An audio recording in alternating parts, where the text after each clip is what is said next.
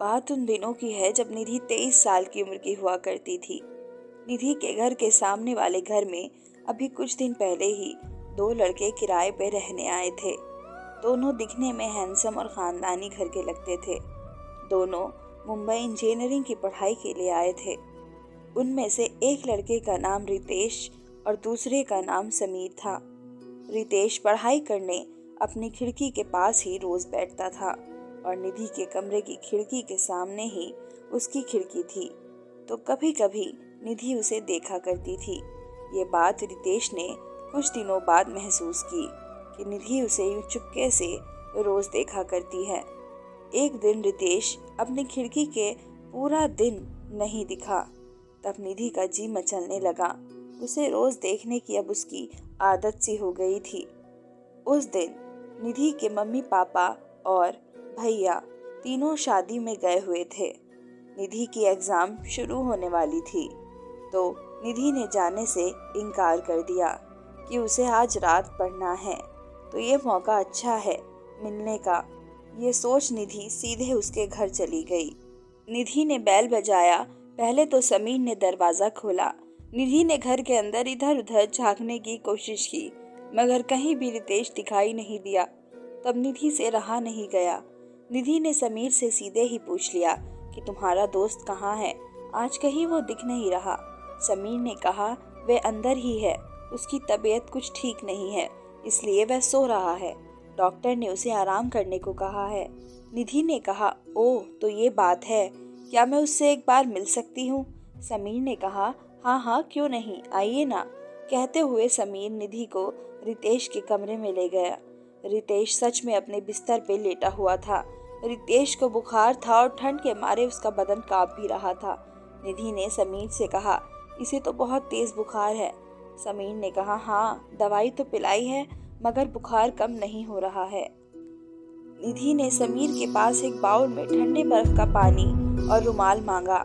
निधि कुछ देर तक रितेश के सिर पे ठंडे पानी की पट्टी लगाती रही, इससे उसका बुखार कम हो गया।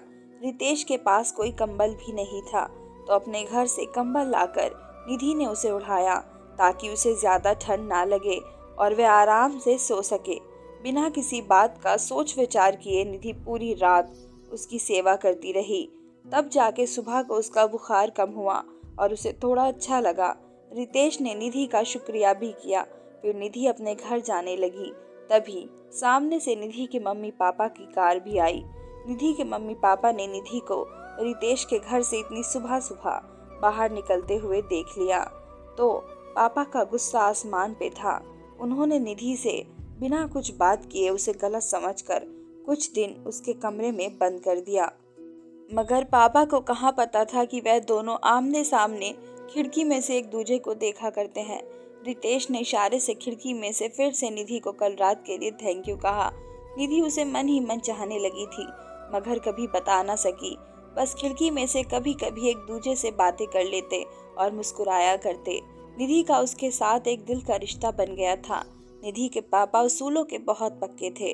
उन्होंने निधि की शादी कहीं और तय कर दी। इस बात को कुछ महीने गुजर गए। एक दिन किसी कॉफी शॉप में निधि बैठ के अपनी दोस्त के इंतजार में थी। वही इत्तेफाक से रितेश भी आया हुआ था। दोनों ने एक दूसरे को देखा। पहले तो दोनों के बीच चुप्पी छाई रही। कुछ देर बाद रितेश ने निधि से पूछा तुम कैसी हो, यहाँ कैसे?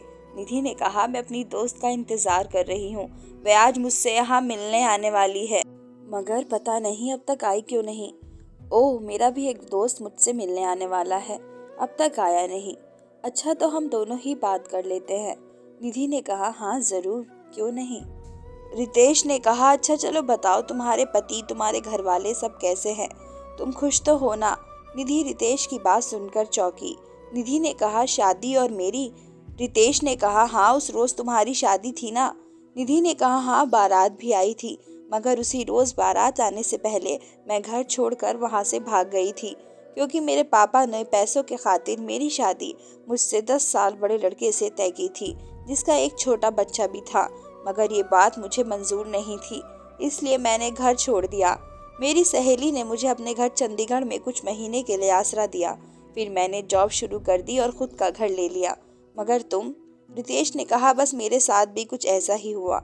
मेरी शादी पापा ने ज़बरदस्ती करवा दी, मगर सुहागरात में लड़की ने कहा कि मैं किसी और को चाहती हूँ, उससे मैं बहुत प्यार करती हूँ और उसी से शादी भी करना चाहती थी। तब मैंने अपनी पत्नी शीला के बॉयफ्रेंड के बारे में पता किया। वह लड़का सच में बहुत अच्छा था, शीला से प्यार भी बहुत करता था, इसलिए मैंने शीला को उसके बॉयफ्रेंड राघव से मिला दिया। दोनों की शादी करवा दी और जॉब के लिए यहाँ आ गया।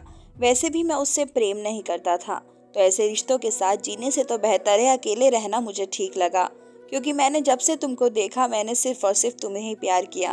फर्क सिर्फ इतना है कि ये बात कभी मैं अपनी जुबान पे ला ना सका। मुझे लगा तुम्हारे पापा ने तुम्हारी शादी कहीं और तय कर दी, तो तुम्हारी डोली उठने से पहले ही मैं वहाँ से चला गया। मैं तुम्हें किसी और की होते हुए नहीं देख सकता था, और उस वक्त मुझ में इतनी हिम्मत नहीं थी कि मैं तुम्हारे पापा से अपने प्यार के बारे में बात कर सकूं। उस वक्त मेरे मन की बात मन में ही रह गई, मगर मैंने अपनी जिंदगी में पहला प्यार तो तुमसे ही किया था। मैंने तो तुम्हारी शादी के बाद तुमसे मिलने की उम्मीद ही छोड़ दी थी, मगर आज तुम्हारा सच जानने के बाद आज मैं तुमसे कहना चाहता हूँ कि मैं आज भी तुमसे उतना ही प्यार करता हूँ जितना पहले करता था। क्या तुम मेरे साथ अपनी बाकी की जिंदगी बिताना चाहोगी? निधि तो उस वक्त खुशी के मारे आसमान में उड़ने लगी। मैंने भी तुमसे कभी मिलने की उम्मीद छोड़ ही दी थी, मगर जहाँ दिल का रिश्ता इतना गहरा हो तब दो दिल चाहे जितने भी दूर हो, मगर एक न एक दिन तो मिल ही जाते हैं। ये दिलों का रिश्ता ही ऐसा है। इसी तरह तकदीर ने निधि और रितेश को मिला दिया। मगर उसी वक्त निधि की सहेली और रितेश का दोस्त समीर दोनों तालियां बजाते हुए उनके सामने आए, क्योंकि उन दोनों ने मिलकर निधि और रितेश को मिलाने का ये प्लान किया था। क्योंकि ये दोनों ये बात जानते थे कि निधि और रितेश एक दूसरे से बहुत प्यार करते हैं। अब वह दोनों साथ में रहते हैं, दोनों ने शादी भी कर ली, जॉब भी दोनों साथ में करते हैं, उनका एक बच्चा भी है और वह दोनों आज बहुत खुश भी हैं। तो दोस्तों, आपके नसीब में पहला प्यार लिखा हो और रिश्ता अगर दिल से दिल का हो तो बिछड़े प्रेमी एक ना एक दिन मिल ही जाते हैं, किसी न किसी तरह किसी ना किसी रास्ते में मिल ही जाते हैं। उम्मीद करती हूँ आप सबको मेरी ये कहानी पसंद आई होगी, तो मेरे चैनल को सब्सक्राइब करना ना भूलें। धन्यवाद।